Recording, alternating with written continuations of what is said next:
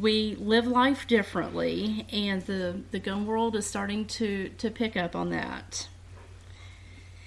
And what else is really cool about this gun? It has a no glare finish, so it's not going to shine. And I don't know, it's just so much fun to shoot. Like Tim said, it doesn't have a whole lot of recoil. The trigger on it is just so nice, and it fits my hand. I just love the way that it fits my hand. But it also comes with, what am I trying to say? Different back straps. Back straps, yeah. Yes, different back straps. Mm-hmm. And the accessory, it's got an accessory rail too, in case you want to, throw a laser on there or a light, And going back to your ambidextrous thing, the reversible magazine release is a nice feature too. Yes, it is. For you left-handers. Yes, so. It is. And it's also high capacity, and the magazines are steel magazines. How cool is that? Steel? Steel. Oh, okay. Yeah, it's a steel magazine. I thought you said still at first, and steel. Are you making fun of my accent? I'm making fun of your southern accent. Okay, well that's not nice, but he's been doing it for 30 years, so why stop now? How many rounds does it hold? It holds 17 plus one in the tube. Nice. Which I really like that for concealed carry. That's a lot of rounds. It really is a lot of rounds, and I know a lot of times I don't carry additional magazines, so I like having the capacity that it holds. And that's one of the reasons too that I was thinking about going to one of those, because right now my carry gun is a LC9, a Ruger LC9, and I've got 7 rounds and one in the tube. So with the expanded capacity of this PX4 Storm, it's just nice to have as many shots as you can get.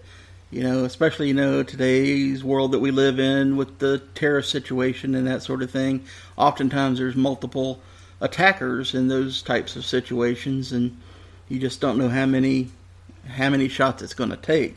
That's why it's despicable, some of these states that want to limit round capacity and for magazines. What, 10? Yeah, 10, some 7, I think. 7, How do they know how many rounds it's going to take to put the attacker or attackers down to stop the threat? Right, because you may not even. Say there's 2 attackers and you only get 7 rounds, so it may take 4 rounds per attacker to put them down. So you're missing a round there. Exactly. So you would have to carry 2 additional magazines with you. Exactly. If they even permit that, I'm not even sure they do. What's the cost on that, the MSRP on that? Do you remember? Well, the MSRP is about $650, but I don't think I pay that much for it. No, the gun shop that we deal with, we go in there with our classes, and they gave us a good deal. Yeah. I think probably because it was us. Yeah, but But even the MSRP is at $650. You're probably not going to pay that much for it anywhere, really. I mean, that's always higher than whatever the price that they charge for it. So I imagine that generally speaking, you'd probably be able to pick it up for around, I don't know what, $550, $575 maybe. Yeah, that sounds about right. Cool.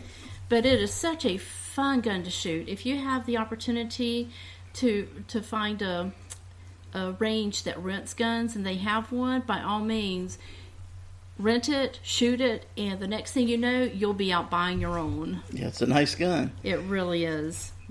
Tim, do you have anything new that's in your range bag? I don't have anything in my personal range bag, but this segment of our show is not necessarily things that we own, but things that maybe we want to own eventually. Okay. And here's mine. Mine's also a gun this time. We're not going to just limit it to guns moving forward from here, but it can be pretty much anything. But mine, this particular episode is also a gun, and it is the new Ruger Mark IV.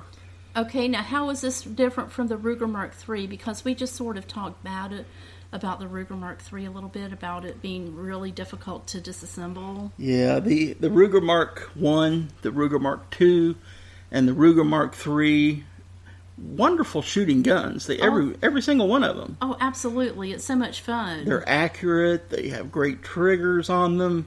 Great little plinking guns. But the biggest complaint for many, many years from everybody who's ever owned one is the breakdown. Field stripping, a Mark 1, 2, or 3.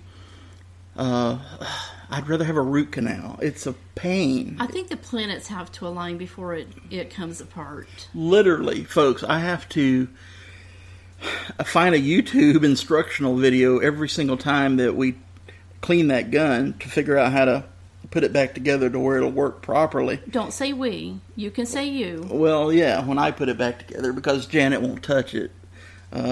She sees how frustrated I get, and it's just such a pain. But so this new one, the Mark IV that Ruger has just released, it has a simple little one-button takedown for quick and easy field strip. And I mean, it's a push of a button, and the thing breaks down and it's ready to clean. I mean, how easy is that? Yeah, I could probably do that. Yeah, then you can finally start cleaning the Ruger. The Mark. Oh, so that means we're getting one. Oh, we're definitely getting one. Okay. Definitely getting one.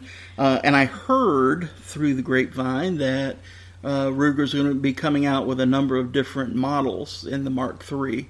So I'm going to probably try to hold out until they come out with one with a threaded barrel, because it would be kind of cool to have a one with a threaded barrel so I can put a can on it and shoot with it silenced. I think that would be kind of neat. It's already a 22, so it's pretty silent. Well, it is, but you can shoot even more silent with it. It's made from one piece. It's all precision CNC machine now, so that it's good and sturdy. It's got a nice ergonomic bolt stop on it. When you want to lock the bolt back. So I'm left-handed. Does it come in ambidextrous? I'm not sure if it's ambidextrous or not. I know that it has a good grip on it. It's got a good grip angle, and it's easy to hold, easy to point. Is it going to be about the same grip angle as the Mark? I would imagine. The other Marks? Yeah, I'm thinking it would be. Oh, then that's still going to be a nice shooting gun. Yeah, I don't think you're going to really tell any difference in it at all as far as the feel of it, other than the breakdown of the gun itself. So a couple other improvements that they made on it is a better sighting system on the Hunter model. They have a Hunter model, and it's got a really nice sighting system on it. I can't remember what it's called right off the top of my head. I'm grasping for what that's called, but it gathers the light, so you can see what you're shooting at. So it's got that push button magazine or a push button breakdown release on it. That is just awesome. Thank you, Ruger, for coming up with that. That's going to be awesome, and I think they got a winner on their hands with that. So they heard the pleas of their customers. Yep, definitely. Technical speaking, I think it's got a 1 16 inch twist on it. The length on it's about 9.75 inches. Height 5.5. It's only 1.5 inches wide, and only weighs about 35.6 ounces. So lightweight, just like all the other Marks, but what a great improvement with that push button takedown on it. Love it, love it, love it. Can't wait to get one. Yeah, it's going to be nice too. It's going to be really nice. All right, well, about time for the main topic, but before we do that, it's time for a little music break. We're going to periodically try to play some different music that I guarantee you've never heard before. So, what about the tune? You may recognize the tune, but you might want to listen closely to the words. So, here's our first installation of that.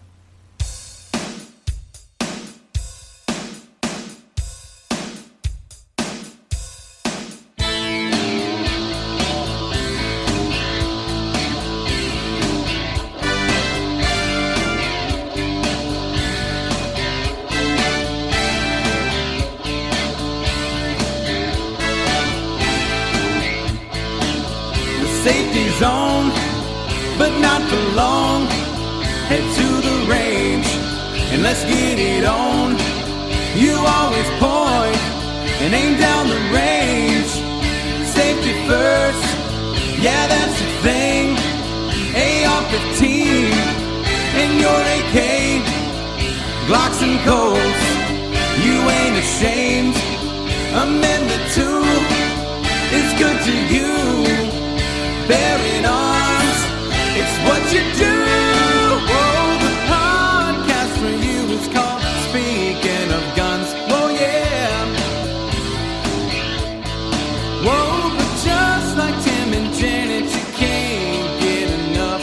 You're gonna have to face it, you're addicted to guns. Might as well face it, you're addicted to guns. Might as well face it, you're addicted to guns.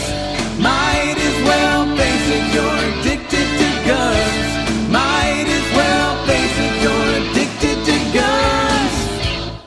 Oh yeah, baby, addicted to love. Addicted to love or addicted to guns? Addicted to guns. See, even I'm messing it up. That's addicted, right. Addicted to guns. And aren't we all addicted to guns? I mean, come on. We've got a safe full of guns to prove it, right? Of course. All right, our main topic this episode is holsters, ways to carry concealed. Well, the first way that I like to carry is in the waistband. If you do a Google search for this, you may see some sites call it IWB or referred to IWB. The company that I prefer, that I really, really like is Alien Gear. And because I'm hot-natured, I tend to perspire quite a bit. The side of the holster that goes against your skin, it will absorb a lot of moisture. Alien Gear makes a good product. They do, and I like how that you can tuck your shirt in around this IWB.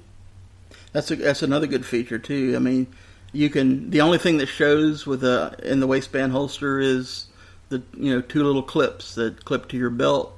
They're very low profile, very nondescript. It's a great carry method. But also with this carry method, you have to make sure that you have a good sturdy belt that's designed for carrying a gun in a holster.